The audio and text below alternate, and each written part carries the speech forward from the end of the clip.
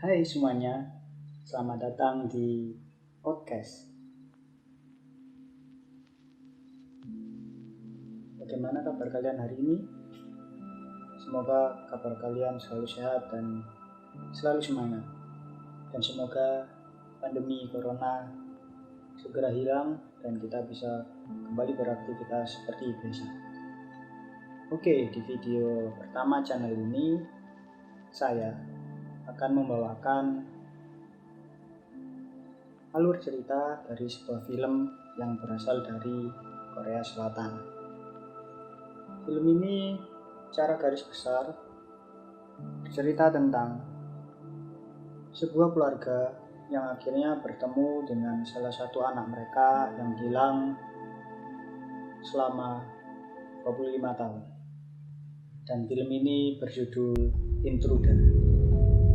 Film ini diperankan oleh Kim Woo Yeol, Song Ji Hyo, Park Min Na, dan para pemeran yang lainnya, dan disutradarai oleh Son Bum Yeol. Sebelum kita mulai filmnya, saya mau mengingatkan bahwa film ini full spoiler content. Jadi buat teman-teman yang nggak suka di spoiler, silakan nonton filmnya lebih dahulu, karena pengalamannya pasti akan berbeda. Tapi buat kalian yang nggak mau terlalu lama, asal kalian tahu ceritanya gimana, atau mencari tahu film ini menarik atau enggak, mari kita lanjut ke cerita filmnya. Oke, cerita dibuka dengan suasana meeting, di mana seorang pria yang adalah tokoh utama kita sedang menjelaskan tentang proyek hunian rancangannya.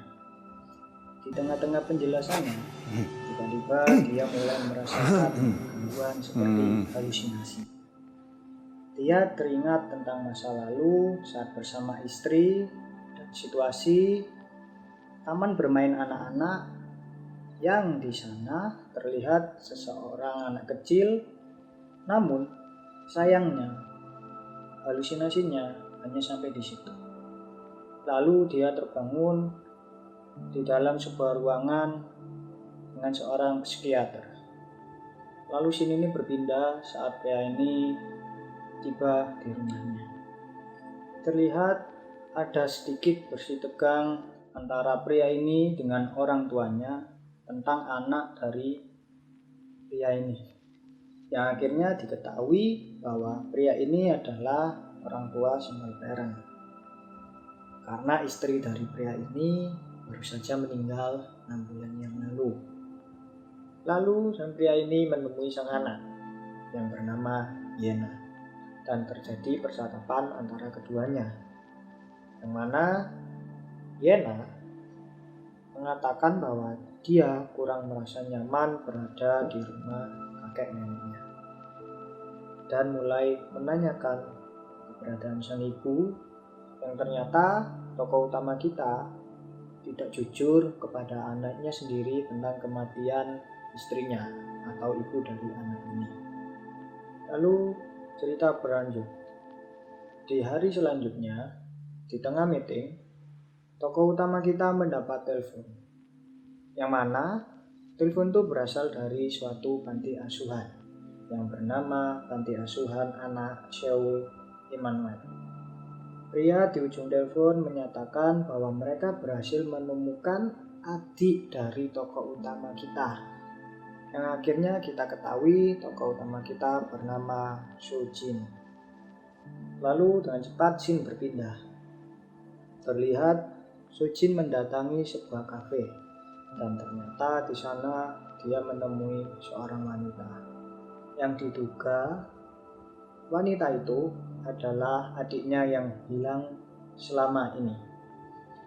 Dan terjadilah percakapan antara keduanya, yang akhirnya kita ketahui nama dari wanita ini atau yang diduga adik dari Sojin ini adalah Eugene. Dan untuk memastikan bahwa Eugene benar-benar adalah adik kandungnya, Sojin mengajak Eugene untuk tes DNA. Dan ternyata hasil tes DNA menyatakan bahwa Eugene memang benar adik Sujin. Lalu saat pertemuan keluarga mereka, dinyatakan bahwa Eugene sudah diterima kembali dan akan tinggal bersama dengan keluarga mereka. Jin lalu berpindah saat mereka menjemput Eugene untuk mulai pindahan. Ada seorang perawat yang menyapa Eugene dan keluarganya menyampaikan salam perpisahan. Di awal-awal kepindahan Eugene ke rumah itu, semua terlihat baik-baik saja. Dan Yena, anak dari Sujin, terlihat mulai bisa dekat dengan Eugene. Sampai-sampai dia menuruti perkataan bibinya atau Eugene yang menyuruhnya makan paprika. Yang ternyata dari pengakuan Sujin, Yena tidak pernah menyukai paprika. Karena hal itu, keraguan mulai muncul sedikit di hati Sujin. Sampai dia menemui teman psikiaternya untuk berkonsultasi tentang adiknya atau kepulangan dari Eugene. Tapi psikiater itu menyarankan untuk Sujin tidak perlu repot-repot lagi datang berkonsultasi dan hanya memberikan Sujin resep obat untuk dikonsumsi untuk membantunya supaya tetap tenang. Karena semenjak peninggalan istrinya, Sujin seringkali merasakan halusinasi atau perasaan-perasaan yang khawatir berlebihan. Jadi, sang psikiater memberikan obat penenang untuk membantunya bisa beraktivitas sehari-hari. Lalu di suatu hari, keluarga Sujin kedatangan seorang terapis laki-laki untuk membantu merawat sang ibu. Memang kita ketahui dari awal film, ibu Sujin sudah tidak bisa berjalan dan dibantu oleh kursi roda. Tapi melihat apa yang dilakukan oleh terapis laki-laki ini, Sujin merasakan keanehan. Dan ternyata terapis ini adalah kenalan dari Eugene. Dan di malam itu, seperti biasa, Sujin mengalami gangguan susah tidur. Dan akhirnya Sujin terbangun untuk minum supaya sedikit menenangkan dirinya. Namun, tiba-tiba saat dia sedang minum, terlihat Eugene yang berjalan dan tanpa sengaja Sujin melihat ada tato di punggung Eugene. Dan itu membuat Sujin semakin ragu tentang siapa Eugene sebenarnya. Dan Sujin meminta kepada asisten rumah tangga di rumahnya untuk membantunya mengawasi gerak-gerik Eugene di rumah itu. Keraguan Sujin mulai bertambah saat ia akan mengantar Yena untuk pergi les balet. Eugene tiba-tiba muncul dan menawarkan diri untuk mengantar Yena. Namun seketika Sujin mendapat telepon dari pihak kepolisian. Tapi untungnya asisten rumah tangga keluarga Sujin datang dan menggantikan Sujin untuk mengantar Yena. Lalu saat dalam perjalanan mengantar Yena kelas baletnya, terlihat mereka dibuntuti oleh seorang pria. Pria itu terus mengejar mereka dan menyebutkan sebuah nama, yaitu Baek Soo-yeon. Dan dia menerikan nama itu kepada Eugene. Laki-laki itu terus mengejar Eugene hingga akhirnya mereka bertemu di basement. Dan laki-laki itu tiba-tiba menyerang Eugene dan menanyakan di mana keberadaan anaknya. Tapi dengan cepat scene berpindah ke Eugene yang berhasil lolos dari laki-laki itu. Di sini kita belum tahu bagaimana cara Eugene bisa lolos dari pria itu. Dan saat mereka pulang, mereka melihat kerumunan orang dan pria yang tadi mengejar Eugene sudah terkapar. Di situ Bibi asisten merasa mulai curiga kepada Eugene.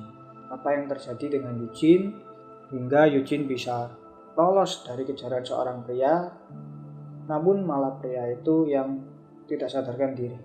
Saat dalam perjalanan pulang di dalam mobil, Eugene yang mengetahui bahwa bibi asisten bisa saja menceritakan apa yang terjadi hari itu kepada Sujin dan keluarganya, merencanakan sesuatu kepada bibi asisten dan mengajak bibi asisten ke suatu tempat.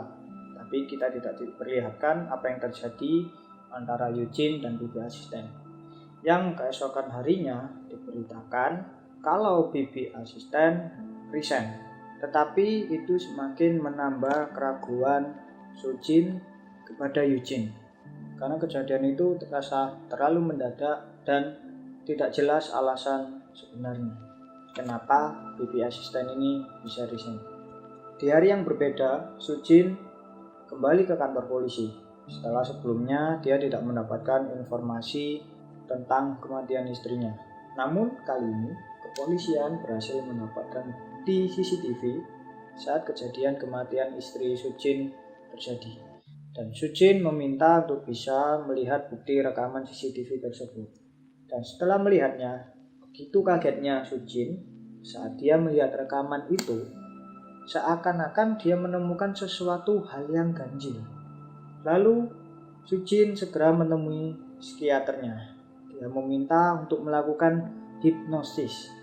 Walaupun awalnya psikiater ini menolak karena Sujin sudah terlalu sering melakukannya dan bisa-bisa mengganggu memori ingatannya di masa yang akan datang. Tapi pada akhirnya hipnosis ini dilakukan. Saat sedang dalam hipnosis, Sujin mulai melihat dan mengingat dengan jelas semua memori kejadian yang menimpa istrinya dan tentang taman bermain di mana Sujin hilang. Dan kali itu Sujin melihat dan mengingat dengan jelas wajah penabrak istrinya. Tetapi saat belum semua ingatannya terbuka dengan detail, Sujin sudah ada di batas kekuatannya dan akhirnya terpaksa Sujin harus dibangunkan. Sepulang dari psikiater, Sujin dikagetkan bahwa ternyata keluarga mereka sudah mendapatkan seorang asisten rumah tangga yang baru, yang ternyata lagi-lagi dia adalah kenalan Yuji. Dan keesokan harinya, karena Sujin semakin ragu akan keanehan-keanehan semenjak Yuji pulang, Sujin mencoba menelpon panti asuhan Seoul Immanuel dan mencari tahu tentang kebenaran panti asuhan itu. Sujin berhasil mendapatkan alamat dari panti asuhan itu. Segera ia menuju ke alamat panti itu.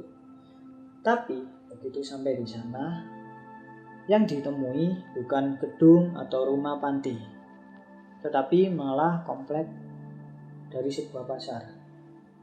Mengetahui apa yang dicari ternyata tidak sesuai, Sujin dalam perjalanan pulang, dia mendapat telepon dari rekan kerjanya yang menanyakan pekerjaan Sujin yang mulai terganggu karena Sujin lebih mementingkan mencari tahu kebenaran tentang Eugene. Tapi dalam perjalanan itu, tanpa disengaja, Sujin melihat sebuah truk yang di box truk itu ada sebuah iklan bergambar perempuan yang dia ingat perempuan itu mirip dengan perawat yang waktu itu pernah menyapa keluarga mereka saat keluarga mereka menjemput Eugene untuk pulang. Dengan cepat Sujin mencari tahu tentang gambar iklan itu dan dengan dibantu temannya, dia mendapat informasi bahwa perusahaan tersebut sedang mengadakan event di pusat kota.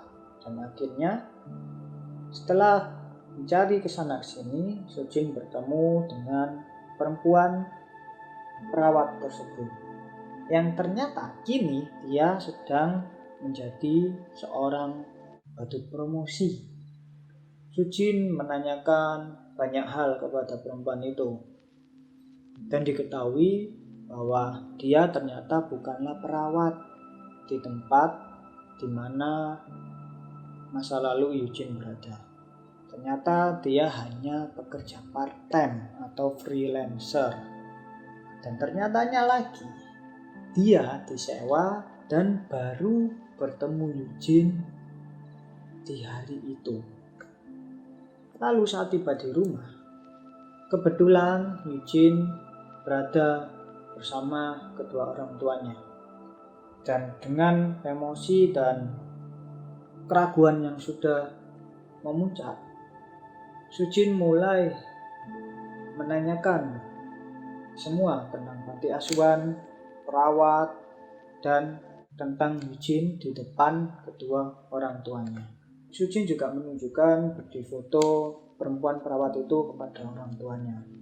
Kedua orang tuanya sempat ragu, tapi dengan cepat Eugene menutup cerita dari Sujin dengan cerita versi dia tentang apa yang terjadi selama ini dengan hidupnya. Sujin dan orang tuanya sempat bersitegang, tapi malah akhirnya kedua orang tuanya lebih percaya kepada cerita Eugene dan menyalahkan keraguan Sujin tentang siapa Eugene sebenarnya. Dan karena terlalu tegang keadaan di situ, Ibu Sujin sampai pingsan dan harus dirawat inap di rumah sakit. Eugene,